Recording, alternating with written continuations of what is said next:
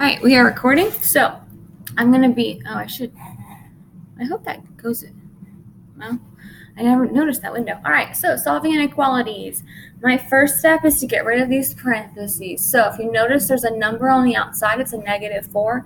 That's what I'm going to be distributing. So I'm going to get 3. That 3 stays put. Do not subtract these. Do not add them. They stay put. The 3 stays put. The -4 is what I'm multiplying. So -4 times x is -4x.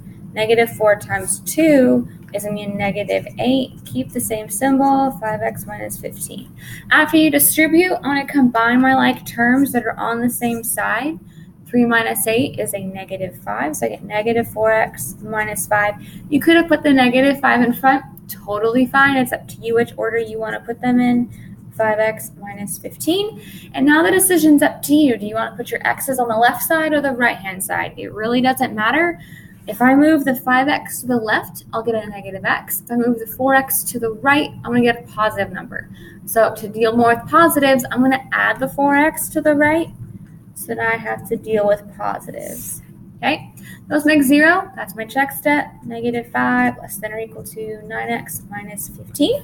Since I moved all my algebraic terms to the right-hand side, I'm going to move all my constants to the left-hand side. So I'm going to add 15 to both sides, once on each side. I'm going to add it so these make 0 when I add them. Draw these equal sign lines. They help you think through what you're doing and create a division between what you've done and now where you're at. If you see that division, that clear line, it does help your brain think, okay? So I get 10 less than or equal to 9x. Just like with equations, I want that 9 gone. So I want to undo that multiplication. So I'm going to divide by 9 on both sides. So I will end up with 10/9 is less than or equal to x. So this is an answer, but it's not very helpful for me when I have to graph my inequality. So remember to reflect everything. Okay, this x I want on the left-hand side. The 10/9 I want on the right-hand side. If I flipped everything in here, it means I also flip my symbol again. So my actual answer is this. So now when I graph it, I have 0. 10/9 is positive. It's going to be a closed circle because of this extra line. And because I wrote it with my variable on the left, I'm going to shade to the right. I can follow that arrow and say, I want to go to the right. See how this arrow matches up with that arrow? That's telling me I need to go to the right. But this trick only works when I reflect everything so my variable is on the left. Okay? So this is also part of my answer. I would take either one of these, but this is the best one to help you graph. Remember, when you flip, you have to flip the symbol as well, though, okay? Don't just get stuck with not doing that. All right, number 2, I want to undo this multiplication, so I'll divide. This is a nice quick one compared to the before one on number 1. That makes 1.